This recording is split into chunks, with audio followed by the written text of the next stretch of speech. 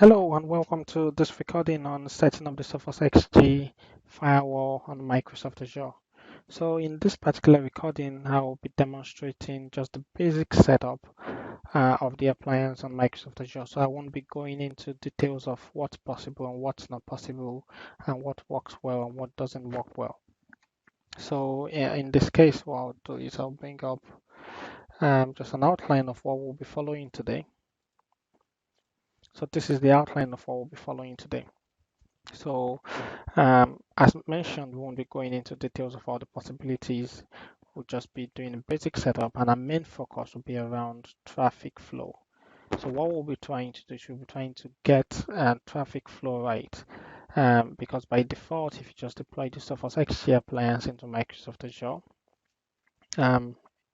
all your traffic that's flowing from your internal VMs and don't just by default flow through the XG. There are certain steps that you have to take to make that work, and that's what we'll be going through. So the motivation for this was I play around with Azure a lot, and I also play around with the XG firewall a lot. So once Sophos released the preview version, I started testing it and playing around with it. So I've not yet found too many documentations around that. So I decided to create this video as a guide to anyone else who may be involved in the preview testing. So you can follow this to get traffic flow working properly. So very first thing that you have to do is you have to make sure that you get your Azure subscription whitelisted for the Sophos XG firewall preview. So what do we mean by that? So obviously you must have an Azure subscription if you're going to be testing the Sophos XG firewall preview on Microsoft Azure. So you must have an existing Azure subscription. It could be pay as you go. It could be the MSTN subscription. It could be the trial subscription. Whatever subscription you have, what you have to do is you have to head over to community.sophos.com and register there, get a username and password. And then after you do that, I'll post this link in the video description below. What you have to do is go to this link and you get information on the email address that you need. So what you need is get the information about your Azure subscription ID and send it in an email to azure.marketplace@sophos.com. And what will happen is your subscription ID will be whitelisted so that you can see the Sophos appliance in the Azure Marketplace, and then you can deploy it and start testing it. So if you need information about getting your your Azure subscription ID, you find that here also. So that's a link here. So I'll put this in the description below. But that's the very first thing that you need to do in order to be able to work with the other things that I'll be talking about today. The next thing that we need to do is that now we need to deploy the Sophos XG firewall to Microsoft Azure. And that's really straightforward here. So if I go on the new and I just search for Sophos here,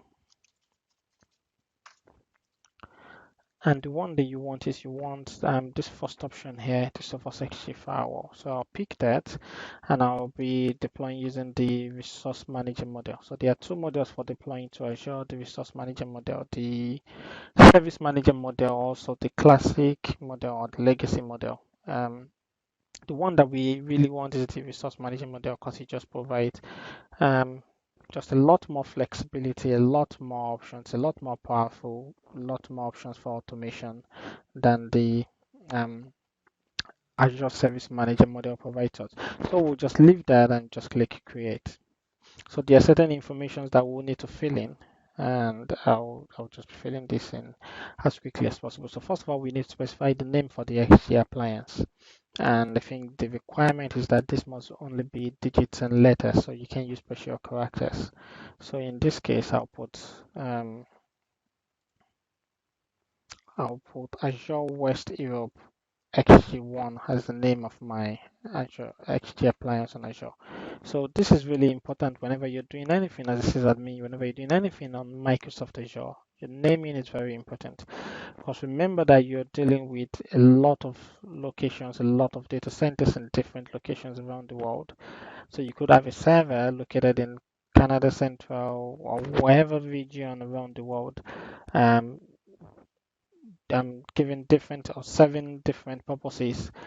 So you really want to be as specific as possible so you can recognize which region this resource that you're dealing with, which region is it located, which is why I've just specified.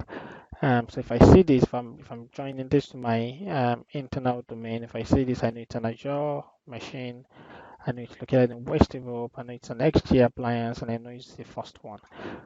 So Microsoft they have this documentation again, which I'll put in the description below, which gives like a guidance on different ways that you can do naming conventions on Azure, recommended ways from Microsoft. So I'll leave that for now. Type in my password. So this is the password that I'll be using to log in to my XG appliance after it's all set up. Remember to make this a very strong password because this will be available on the internet and you want to make it as secure as possible. So you don't want to use a weak password and that will be easy to break or to hack. So if I had an existing resource group, I'll have the option to use that here, but because I didn't have any, now I have to create one resource group. If you're not familiar with Azure, resource group is you've got to deploy, it's kind of like a container for deploying different resources into. So it's one that you need. So for you to be able to create a VM, you need to deploy it into a resource group. Virtual networks and lots of other resources in Azure are deployed into resource groups. So I'll just go ahead and just create a new one. Again, I'll just use a more descriptive naming convention, and I'll just put that in there.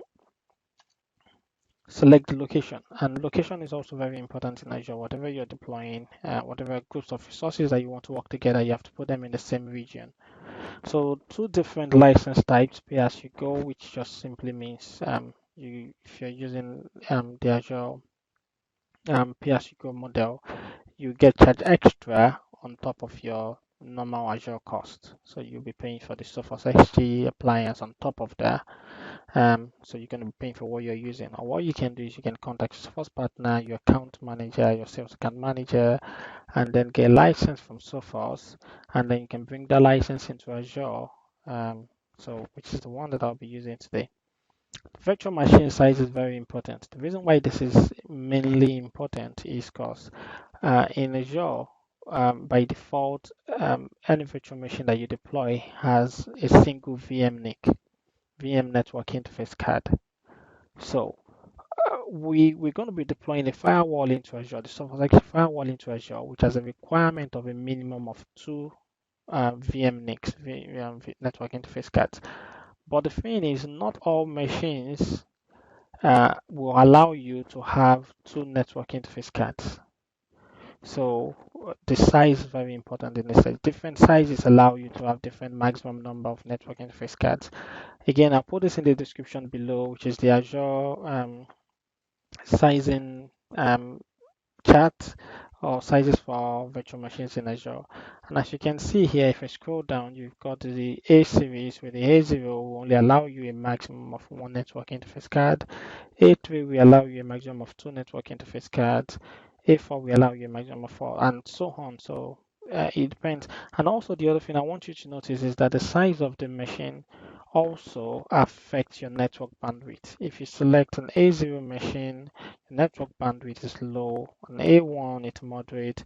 So the one that the template selected for me by default is the standard D3, which means I can go up to a maximum of four network interface cards and the network bandwidth is high. So this is good enough for testing. So I'll leave it at that. And then virtual network. So if I bring up this diagram or this picture that I've got here. So in Azure or in Azure networking, the networking concept, our network interface cards of our virtual machines are connected to something called virtual networks. And those virtual networks will have virtual subnets under them. So for example, this virtual network is the same as this virtual network. If you look at the name, Azure West Europe VNet 1 is the same as this, but under this virtual network, I've got different subnets. Just as you go on your on-prem network, you've got a single on-prem network, but then you have all these different subnets under that.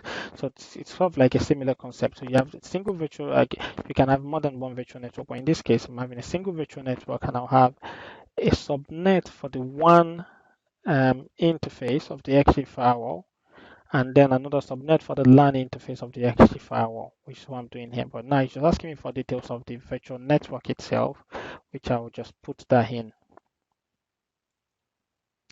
So let's go back there. The virtual network, I don't just want VNet. Again, that's too general. That's not descriptive enough for me. So I put that, I leave the address space as this, and I click OK to that. And then now I have to configure the subnet. By default, you can see it's going to set up two subnet for me. Again, WAN and LAN are just two general names that I don't want. So I'll change that to more specific names. So my WAN subnet, I'll give it the name, leave the prefix there as it is. And I'll change the name of the LAN subnet too.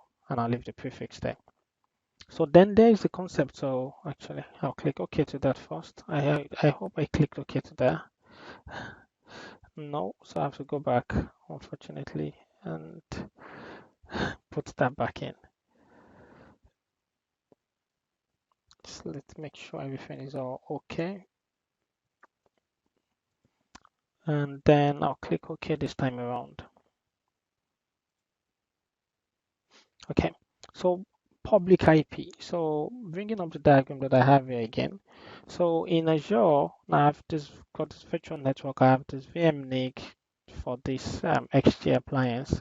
But what I can also do is I can have a public IP, which is a separate resource of itself. And I can link this public IP to this VMNIC. And the only reason why I'll do this is by default, I don't need a public IP for this machine to be able to go out to the internet. I only need a public IP for it. But for people on the internet to be able to access resources on this VM, I need a public IP.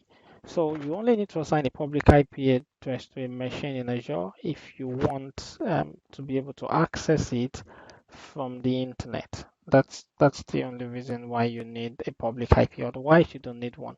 So in this case of the XG, definitely I want to be able to access it from the internet. So I'm going to have this public IP address attached to this one network interface card. So that's what I'm doing here. So it can be static, it can be dynamic. If it's static, I think you're going to be paying $3 every month and you get 5 IP address. I think that's the last time I looked at that. So that could have changed, as with many things on Azure. So that's public IP, and I'll leave that as dynamic. Again, I'll just change this name to be a bit more descriptive because that's just too generic for me. Just imagine if I've got like thousands of servers that have got public IP and I've got public IP1. It's just not descriptive enough. So I know which one. So I'm talking about Azure, West Europe, VNet, the one card, and then the public IP, just PIP. Dynamic, I click OK to them. So I got that. And now it's going to give me the option of configuring a DNS name in this zone for this public IP. So which I'll just give it a DNS name. So that means you can access that public IP not only by the IP, but by this DNS name that's going to create in this zone. And it has to be unique. So if I try to use something that's not unique for this zone, it's not going to let me. If I delete this and I use test, I go off, it's not going to allow me to use test because it's probably been used by someone already. So I have to use something that's unique. So then storage account is where because it's a virtual machine, it has virtual hard drives, where would they be stored? So I have to create a storage account that is going to store the virtual hard drive of this VM. So I'll leave it as standard. I won't go into replication now. There's a lot of code information to go through, but now is not the time. We're too short of time to go through this in details for now. So I'll click OK to that. So just make sure you got green ticks for everything that you've configured. And then if I click OK to that, and then it's going to run the final validation. Make sure it says validation passed here. And then it gives you the summary of all the options that you've selected. I can go ahead and download a template. It's going to download the JSON template for me that I can now use add a PowerShell script and just use JSON templates directly, use Visual Studio, whatever, to deploy that template to automate the deployment in the future. So this is something that if I do have the chance, it's an interesting one to be aware of. and I could just demonstrate how to automate this whole process. So, but I'll leave that for now. But if you want to, you can just download the template and you can use it in the future to automate deployment. So I'll click OK to that, and then I'll accept the legal agreement. And then once I click OK, it's going to begin the deployment. I'm going to pause this recording because it takes a few minutes to complete. So I click purchase. Deployment is going to start. So what it's going to be doing now is going to hand over whatever I've configured. It's going to hand over that task to the Azure Fabric to actually execute the tasks. So I'll pause the recording and then I'll be back once it's complete. Okay, so that just completed now. So that took around 17 minutes to complete. So always remember that whenever you're deploying anything to Azure, so it depends on how busy the Azure Fabric in whatever data center that you're deploying to, or whatever region that you're deploying in. Depends on how busy the Azure Fabric is in the location. So yeah, that took about 17 minutes, but that's fully done now. So what I can do is now I can go click on this and I can see the public IP of this XG firewall here. I can copy it and I can actually just go directly to this public IP and I should be able to log into this with the username and with the password that I set. The username is admin with the password, and then I should be able to begin the whole activation process. So what I'll do is I'll just take this off screen and just do the activation for a minute. And then what I'll do is once I finish the activation and license synchronization of this, I'll move on to the next phase, which is setting up the Windows the Windows appliance or the Windows device behind the UTM. So just doing that. So let's go over to the next one. So now we've deployed Sophos XG to Azure. Next what I'm going to do is I'm going to deploy Windows Server to Azure. So let's do that quickly. So if I go on the virtual machines here, not virtual machines classic, and that's for legacy virtual machines. So I select Windows Server and I'm going to select Windows Server 2016, Technical Preview 5, Resource Manager Model. Remember, they have to be the same model. So resources that must work together must be of the same model, be in the same region. So I'll go ahead and create that. And I'll do a similar thing that I did with the XG firewall here, which is just give it really descriptive names. So for example, I'll give it this name. I don't need an SSD, I just need an hard drive. I'll give it a local username and a password.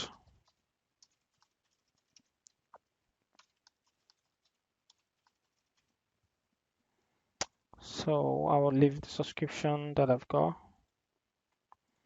and I'll use the existing resource group that I have for the XG also and leave it in the same location. And I'll click OK to that. So again, I'll choose the virtual machine size. In this case, I'll just pick something a bit more powerful. Pick this. I'll leave it to use the same storage account that I use for the XG. Virtual network, I'll leave it the same. But here, you can see the subnet here. It's defaulting to use the one subnet. So if I bring up the diagram again, so it's defaulting to using this subnet, which is the one subnet that the XG1 interface is connected to. But that's not why I want this machine deployed to. I want it deployed to the LAN subnet, which is the same one that the XG LAN network interface card is connected to. So I'm going to change that from one subnet to LAN subnet. So I'm going to change this from one. I'm going to change that to LAN. And now it's asking me, do I want public IP? So this depends on you. So basically what I could do in this sense is I could again create a different public IP that will be assigned or that will be attached to this network interface card of this VM. And what that means is that the same way I could reach the XG now through this public IP and the DNS name, I'll be able to reach this machine. So You can do this, but this will only be something temporary, maybe if you want to do some initial configuration. The reason is because this is not what we want for our traffic flow. We don't want our traffic flow to where people are coming in from the internet via this public IP and then going straight to this VM. That's not what we want. What we want is all outbound traffic from this server goes through the XG firewall, and our inbound traffic to this server goes via the XG firewall. That's what we want. So in this case, I won't even go through the pain of setting up a public IP, do initial configuration, and then detaching it afterwards. I would just remove it completely and just go no public IP for this. So I won't be able, so this machine can get out to the internet, right? By default, it can get out to the internet, but I won't be able to reach it from the internet till I get my networking working properly with my XG firewall. So what I'll do is I'll change this. I'll change this to none. So let's go back, change it to none. And network security group. So I'll go into this in a bit more details later. So for now, I'll just select none. So it's the next step that we'll be doing. So I'll select none for that, and I'll leave the remaining as the default, and I'll click OK. So if I just review this for my storage account, my virtual network is LAN, no public IP, no network security group, and then again I can download template and parameters for automation later if I want to. I just make sure that it says validation passed, and I'll click OK to that. So why that's being worked on by the Azure Fabric, let's go to the next step. So the next step is to create custom NSGs and apply them. NSG stands for Network Security Group on Azure. So what are NSGs? I won't go into like a full explanation of this, just something really basic. So NSG are basically firewall rules that can be applied to either virtual subnet or virtual network interface card, the VMNICs of the virtual machines that allows inbound or outbound traffic. So to explain that a bit more, I've got a sample here of a network security group that I will be creating for this guide. So I've got this network security group. I'll call it this name, XG Frontend, because this is what we'll be applying to the XG Frontend here. And I'm going to be allow all inbound traffic and outbound traffic, and I'm going to be assigning that to this virtual subnet, so there's one subnet, which this network interface card will then inherit from the subnet. And in the same way, I can create another network security group that I can assign to the LAN subnet, which every network card connected to the LAN subnet will now inherit that network security group policy.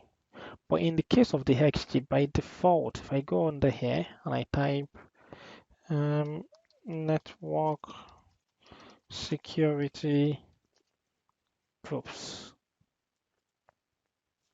and I select that, you can see that in the case of the XG, it's actually created the default security group, which is actually the reason why I am able, if I go under the inbound security rule, to connect to the web admin, and why I will be able to connect to the SSH, connect to SSH of the appliance. So if I just go here,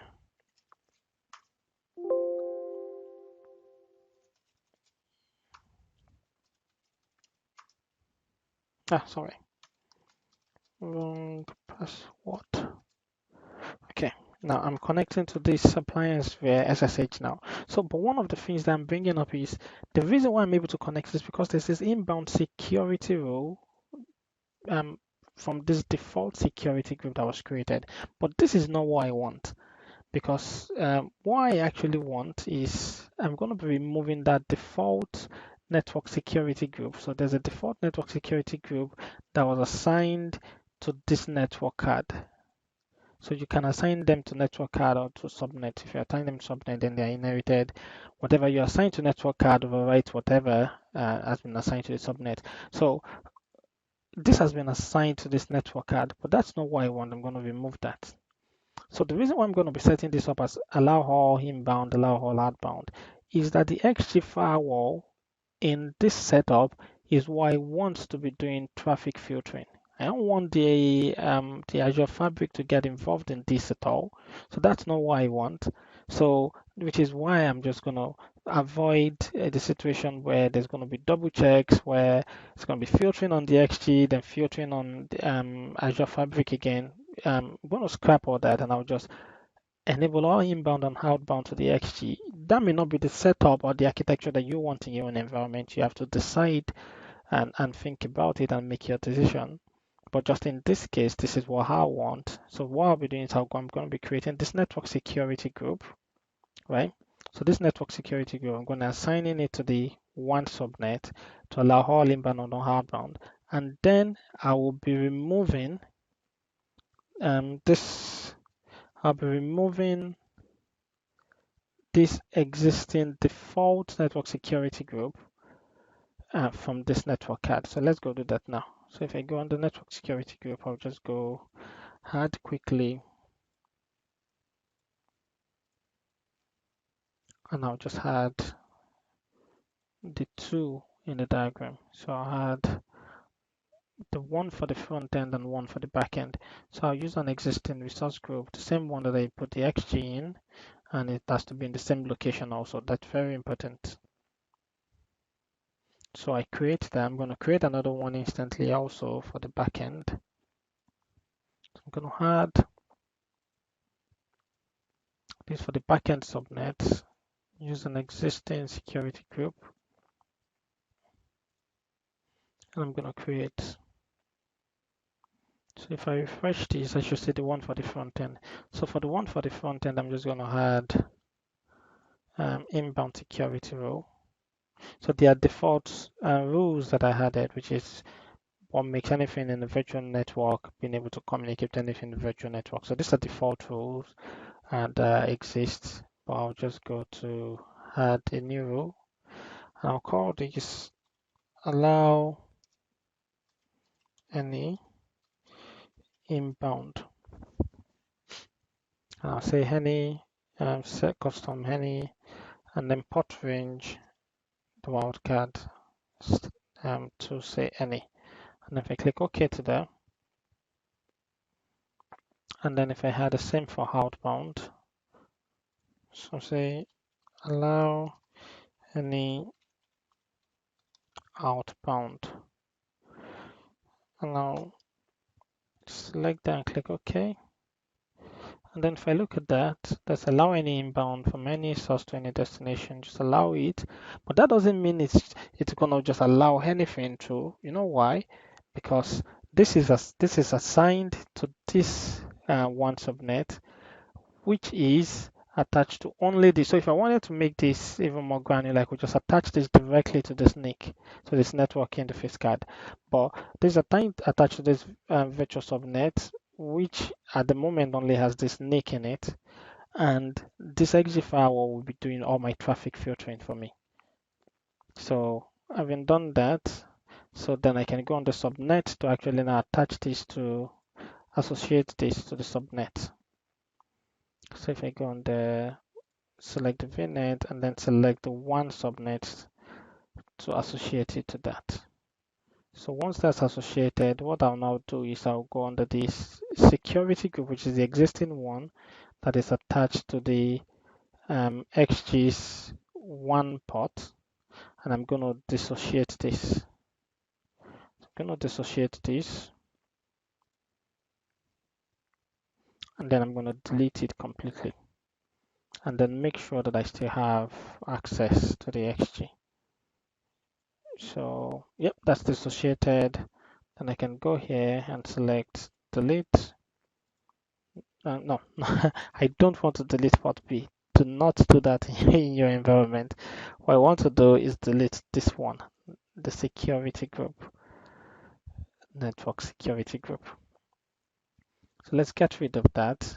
And then I'll refresh this because it should have my front end. So what I could do also is if I go back to my diagram here, is I could create another network security group, because again, remember, so now because I don't have a public API attached to this, no one can actually come in from the internet. But let's say there's like a, let's say someone makes a mistake, mistakenly at a public IP in the future, I could attach a network security group directly to this subnet to basically prohibit access directly from the internet, so that all traffic that go in, so that all traffic that going inbound to this machine cannot just come straight from the internet. They've got to come through the XG, and going outbound, I can block this if I want to, so they can just go straight from here and use some other method to go out through the internet. They've got to go through the XG. So I'll just modify the backend one, add some inbound rule, and say just deny any. So I'll say deny any from internet. And I'll change this instead of from any to a tag, which is anything from internet, because I don't want to deny anything from any. I don't want to deny anything from the XG firewall, for example. So I say deny anything from the internet. And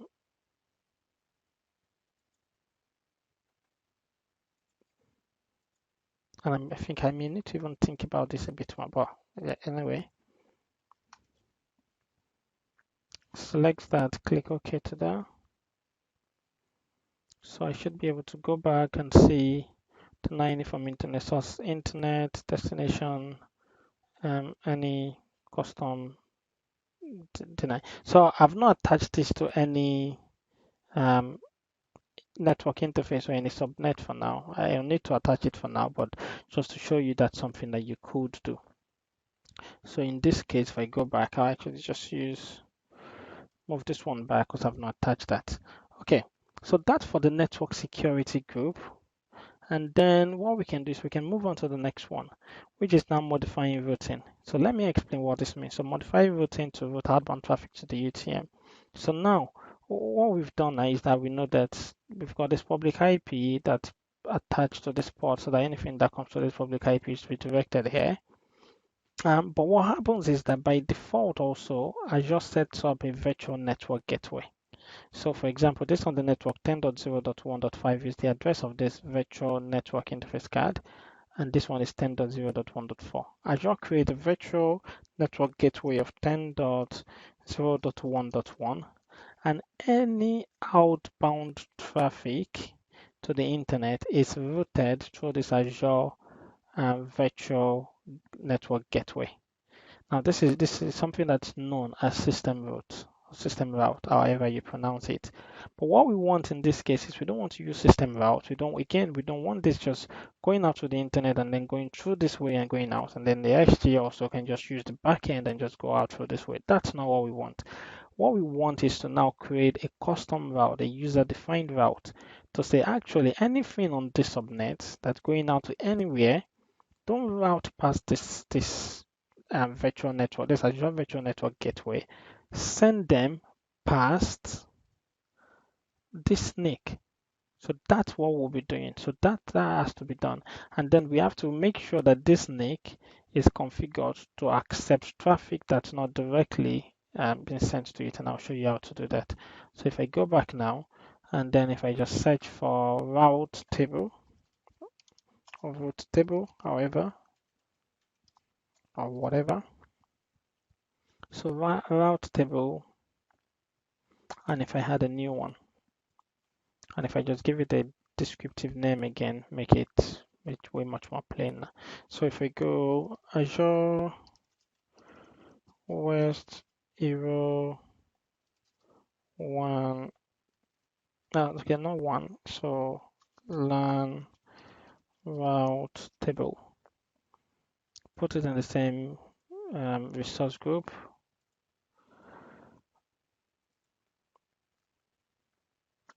And if I create that, so now I've just created a route table. I've not actually created any route within it. So if I refresh that, once that's done, what I'll now do is I'll create a route for that, and you see what that looks like. So a route, I'll call this route all to XG firewall. I'll say address prefix, anything. Doesn't matter anything. Next up is virtual appliance. And the next up IP address, which if I bring up my XG appliance on Azure and I go on the network and I go on the LAN, you can see 10.0.1.4. So I'll actually go to 10.0.1.4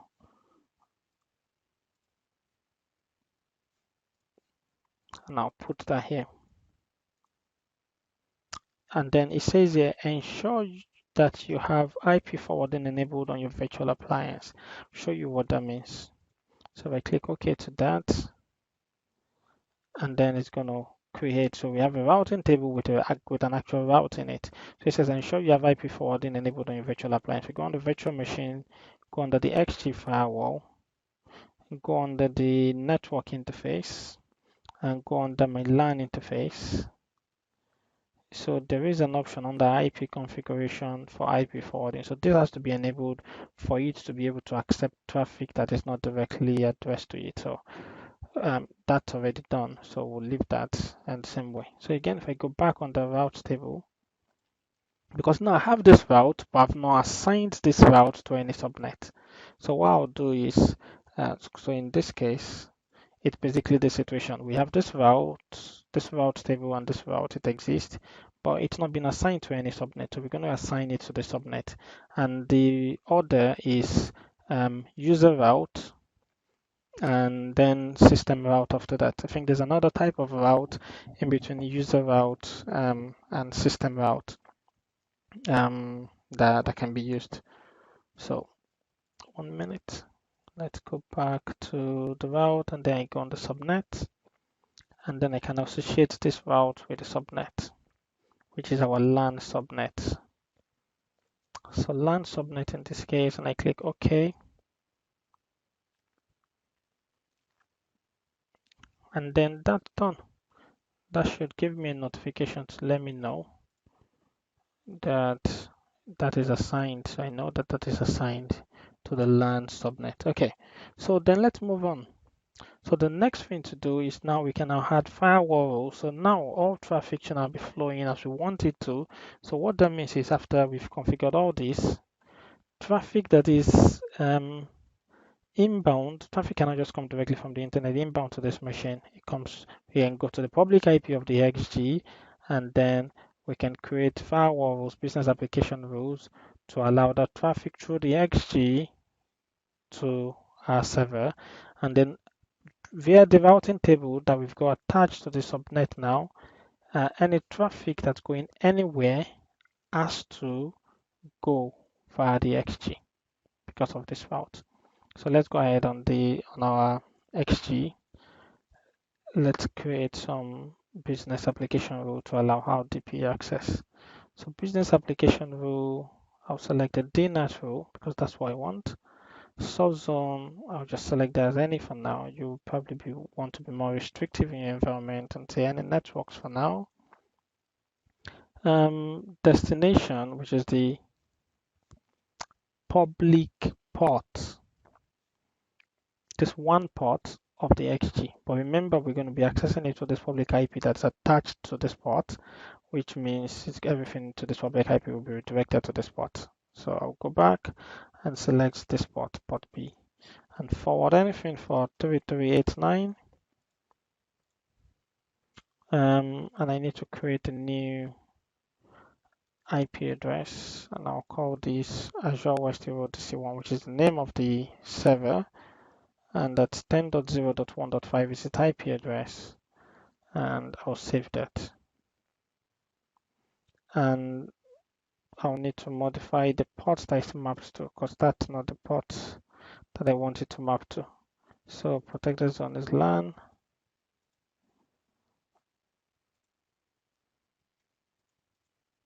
TCP.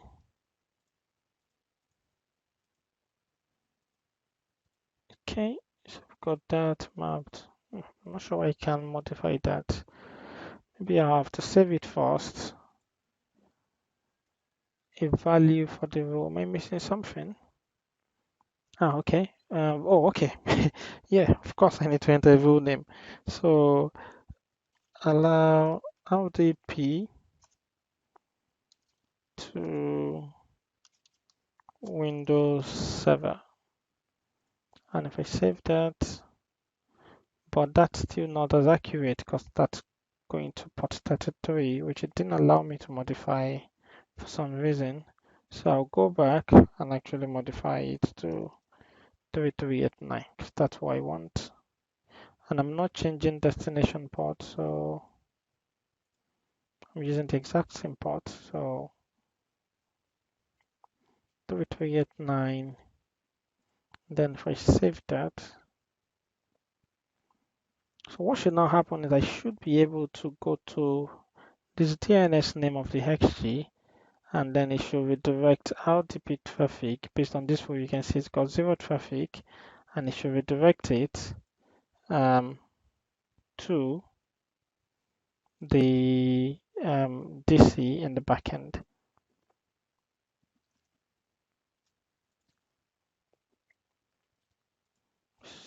So we may have to give it a while to process like the traffic properly, and then we can check that. Okay, here's one other thing to mention is that don't forget to also enable to the right source address on your business application rule, the one I'm creating for RDP, and I'll explain briefly the reason why to you. So if I save that, and then if I bring up RDP connection, and now, so I'm going to the public IP of this XG, and then it's redirecting me to my Windows server. So let's log in, and I'm logging into my Windows server directly, and this traffic is going via the XG firewall. And I'm logged into this, and it's going via. So basically, if I bring this other one back up, traffic, I'm going to this public IP or the public DNS name, going via the XG to the business application rule, and it's going to my backend server. And if this guy wants to send anything out to the internet, which we can test out, it's not going via this default virtual network gateway, it's going via the XG. So let's do a quick test. So I'm on this computer now, which is the 2016 server. I'll just bring up a quick command prompt. And if I do ping/t, so even though that's not going through, because I don't have any firewall rule enabled for that, what I can do is go through this and go,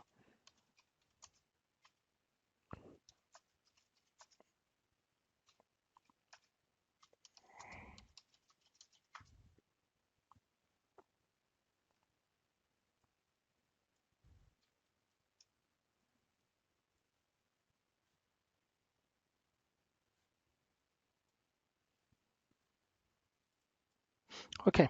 So here's one thing I found out is that you may just have to give it a bit of time to allow the routing to apply properly. So after just giving it a bit of time, I can see the packets coming through now.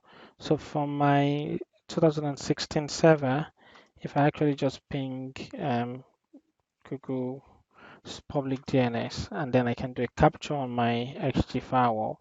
I can see even though the packet is getting dropped because I've not allowed ICMP packets, you can see packets that are trying to go out to Google's public DNS are coming via the XG firewall. So now I can now begin to apply policies such as web filtering. I have not made any other modifications from the configuration that I had earlier, apart from just holding on a bit to allow the routing to apply properly, and traffic is getting passed through to this guy. So same thing, so I can stop that, stop this guy and just go to ping 4.4.4.4 and do a capture on the XG also for the IP.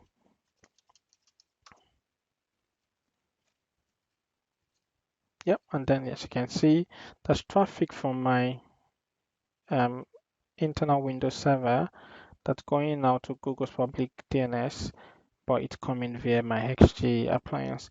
But here's the thing: is that if I cancel this and if I go ipconfig, you can see that that's still showing that I've got the default gateway, the Azure Virtual Network, the default Azure Virtual Network default gateway, but it's not actually using that because I've got a route that's overwritten that, and that is overriding that, and then because of that, it's going to be sending traffic through the XG, and then inbound traffic is coming through the XG also. So I hope that was really helpful and useful for you. As always, like if you're involved in like testing this, if you find any useful information or any bugs or misbehavior, post on the community page so that we can all be aware of this. And thanks very much for watching this, and I'll see you in another video. Bye for now.